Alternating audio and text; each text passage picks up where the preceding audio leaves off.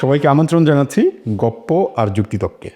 আজকে আমরা পড়লাম প্রমোদ চৌধুরীর একটা ছোট গল্প সারদা দাদার সন্ন্যাস।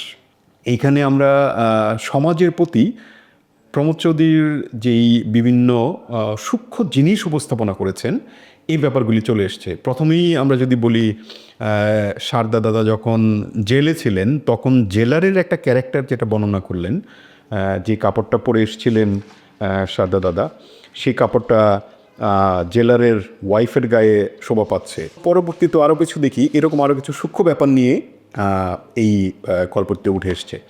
সো আমরা এই ব্যাপারটা নিয়ে একটু আলোচনা করতে চাই রিয়াদ ভাই এবং হামিদের সাথে, যে এই যে প্রমোদ চৌধুরীর লেখার মধ্যে সমাজের প্রতি সূক্ষ্ম বিদ্রূপ বা দুর্নীতির ব্যাপার বা অসামঞ্জস্যের ব্যাপারটা উনি যে তুলে নিয়ে আসেন সূক্ষ্মভাবে, এই ব্যাপারটা নিয়ে আপনাদের অভিমত জানতে চাই। আসলে প্রমোদ চৌধুরীর যে ছোট ছোট কিছু অদ্ভুত গল্প আছে, এইটা আসলে আমি এই শ্রুতি নাটকটা করতে গিয়ে বা এর আগে যেটা ফার্স্ট ক্লাস হচ্ছিল ওইটা করতে গিয়ে আমি আসলে দেখলাম প্রমোদ চৌধুরীর লেখনীতে একটা অদ্ভুত বিষয় ছিল। সে খুবই সূক্ষ্মভাবে কিছু খোঁচা দিয়ে যেতেন তার লেখার মধ্যে, সেটা খুব হাস্যোচ্ছলে। যেমন একটা লাইন আমি একটু পড়ি, সেটা হচ্ছে জেলার যখন সারদাকে বলে যে, সারদা যখন জেলারকে বলে যে আমি আসলে যে বাহিরে যাব, আমার তো কিছু নাই, আপনাদের জেলের যে পোশাকটা আছে সেটা আমার খুলে রেখে যেতে হবে, আমার যেই শাড়িটা ছিল আমি সে যখন রিলিজ হবে তো সেই শাড়িটাও নাই। তখন জেলার তাকে অফার দেয় যে তাহলে তুমি এক কাজ করো, তোমার বৌদিকে কিছু টাকা দাও, সে তোমাকে কিনে দিবে, জেলারের ওয়াইফকে। তার মানে কি, সে সূক্ষ্মভাবে বুঝিয়ে দিল যে জেলের ভিতরে টাকা লেনদেনের একটা বিষয় ছিল যেটা দিয়ে সুযোগ সুবিধা কয়েদিরা নিতে পারতো। এবং জেলারের বউ যখন সারদার সামনে আসে, সে দেখে যে শুধু নীলবরীর রঙে ছুপিয়ে তাকে নীলাম্বরী করা হয়েছে। মানে সেই শাড়িটা আপনি রং পরিবর্তন করে জেলারের বউ সে শাড়িটা পরে ঘুরছিল, মানে তার অঙ্গে স্ত্রী অঙ্গে শোভাবর্ধন করেছে। মানে এইভাবে দুর্নীতি বলেন বা সমাজের অসঙ্গতিগুলোকে সে আস্তে আস্তে ফুটিয়ে তুলেছেন। এবং এটা শুধু এই একটা অ্যাঙ্গেলে না, সে তার ফ্যামিলিতে দেখিয়েছে যে তার ফ্যামিলির সমাজে এতদিন পরে সে তার যখন ফ্যামিলিতে যায়, তার ফ্যামিলিও সেটা সূক্ষ্মভাবে নেয়নি। মানে বিষয়টা এরকম, তুমি এতদিন পরে এসেছো তো কী হয়েছে, তোমার চুল কাটা কেন? কিন্তু তার চুলটা যে কেন কাটা ছিল, জেলে যে কেন তাকে মাথা ন্যাড়া করে দিয়েছে, সেই বিষয়টা কিন্তু মানবিকতাটা দেখায়নি। আবার উকিলের কাছে সে যখন যায়, উকিল তার ফিস চায় 500 টাকা, হাকিমকে দেওয়ার জন্য চায় 500 টাকা, ঘুষ চায় 500, ঘুষ বা বকশিস সে 500 টাকা চায়।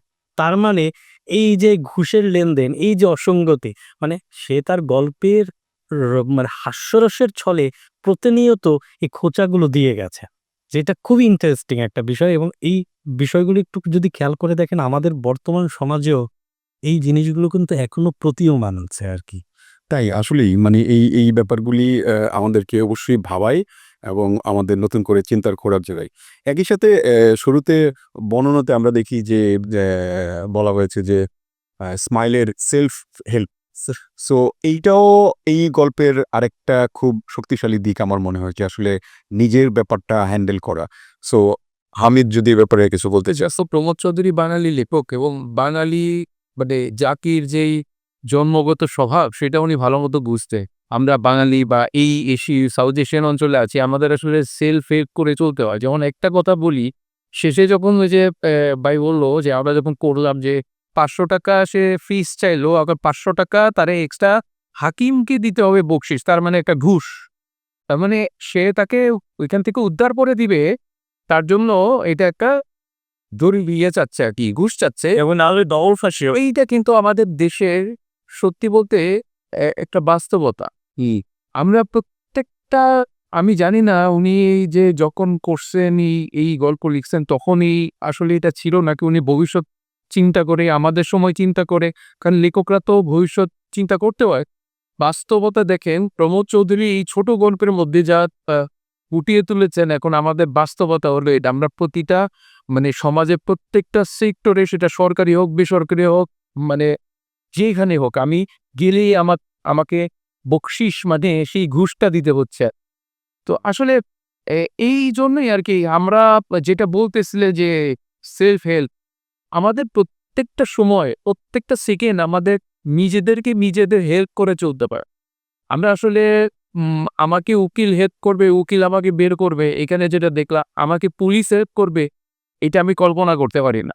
আজকে ইউরোপিয়ান কান্ট্রি যান বা অন্যান্য উন্নত দেশে যান, আপনাকে সিকিউরিটি দিচ্ছে দেশের গভর্নমেন্ট বা দেশের একটা পুলিশ সংস্থা আছে, একটা সংস্থা আছে যারা আপনাকে সিকিউরিটি দিচ্ছে, রাতের বেলা আপনি ঘুমাতে পারছেন। কিন্তু আমাদের দেশে কি হচ্ছে? আমাদের দেশে আমার তালাটা চাবিটা ঠিকমতো লাগিয়েছে কিনা, আমার এই যে কেচি গেট ঠিকমতো লাগিয়েছে কিনা দেখেন, সেলফ হেল্প কিন্তু এটাও। মানে আমার চিন্তা আমার নিজের করতে হচ্ছে, আমার চিন্তা কিন্তু সরকারও করছে না বা পুলিশও করছে না। এবং আপনার এটার সাথে আমি একটু অ্যাড করি, এখন কিন্তু আমাদের ম্যাক্সিমাম বাসায় ঢাকায় বা এসে দেখা যায় যে পুরো বাড়িটি সিসি ক্যামেরা দ্বারা নিয়ন্ত্রিত। মানে আমরা আগেই সেলফ হেল্প হয়ে যাচ্ছি এবং যে কেউ দুর্নীতি করতে আসছে যে তুমি কিন্তু এই বাড়িতে চুরি করো না, আমি কিন্তু দেখছি। কিন্তু এই দায়িত্বটা আসলে হওয়া উচিত ছিল যে পুরো এলাকাটা সরকার দ্বারা নিয়ন্ত্রিত, সরকার কিন্তু দেখছে বা ওই জায়গার প্রশাসন কিন্তু দেখছে। এবং আরেকটা এই প্রমোদ চৌধুরীর গল্পগুলোতে আরেকটা খুব মজার বিষয় হচ্ছে সে এই যে বর্ণনাগুলো দিয়ে যাচ্ছে সাথে কিছু মজার মজার ফান করছেন, যেমন ডবল ফাঁসি হবে। হ্যাঁ, মানে তোমার ভয়টা ওই জায়গায়, মানে ফাঁসি ওর ফাঁসি বা ডবল ফাঁসি খুব এবং একটা জিনিস, এই গল্পটা আজ থেকে প্রায় ১০০ বছর আগের আর কি, মানে ১৯০০ বা ৩৮-এর সময়কার গল্প এটা। সো তখনকার ৫০০ টাকা মানে এখনকার ৫ লক্ষ টাকার কাছাকাছি, আরো বেশি হবে হয়তো বা।